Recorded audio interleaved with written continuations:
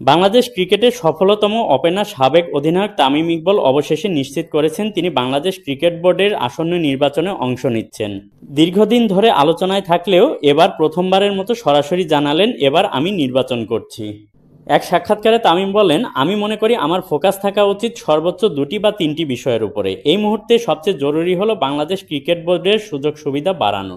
তামিমের মতে স্টেডিয়াম নয়, প্রাধান্য পাওয়া উচিত এক্সিলেন্স সেন্টার গড়ে তোলায়। তার ভাষায়, আপনার এক্সিলেন্স সেন্টার না থাকলে 10টি স্টেডিয়াম থেকেও কোনো লাভ নেই। এছাড়াও স্কুল ক্রিকেট নিয়ে বিসিবিকে কার্যকর উদ্যোগ নিতে হবে বলে মন্তব্য করেন তিনি। আমাদের স্কুল ক্রিকেট কাঠামো খুবই দুর্বল, বিসিবির উচিত এখানে বিনিয়োগ করা, বলেন তামিম ইকবাল। সভাপতি হতে চান কিনা এমন প্রশ্নে সরাসরি জবাব না দিলেও পরিচালক পদে নির্বাচিত হয়ে যদি যথেষ্ট সমর্থন পান তবে সভাপতির পদে লড়াই করতেও পিছপা হবেন না।